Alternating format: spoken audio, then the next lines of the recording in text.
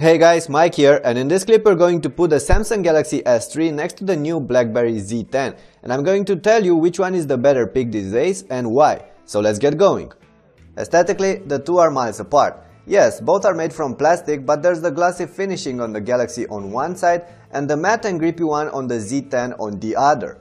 So I can't really say which one is the most appealing, that's up to you to decide, but I can tell you that the Blackberry is the more robust handset of the two.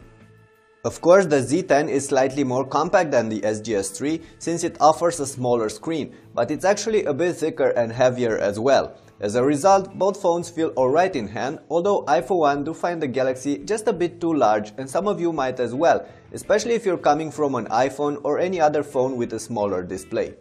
Having a look around the two devices, you'll notice that they are pretty close when it comes to ports and features. On the SGS3 there's a micro USB port that acts as video output as well, while on the Z10 you get separated micro USB and micro HDMI ports.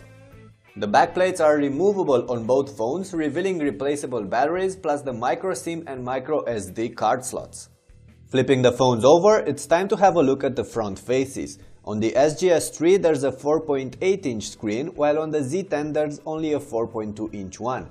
A front-facing camera, some sensors and a notification LED are to be found on top of the two screens in either case.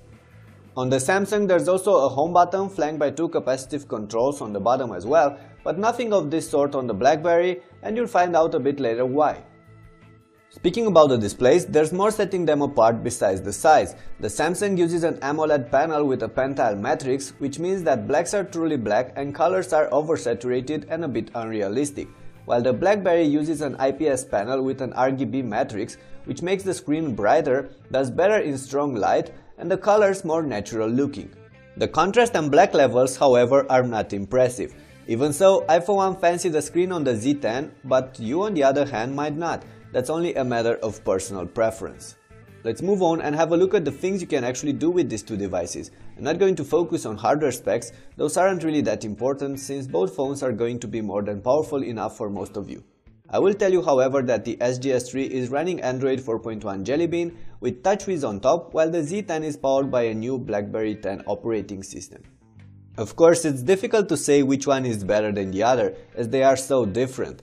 Both OSs have their learning curves and both can be enjoyable once you get a hold of how they work. Android is the more customizable and has been around for a while, so there's a fair chance you've come across an Android handset already, while Blackberry 10 is brand new and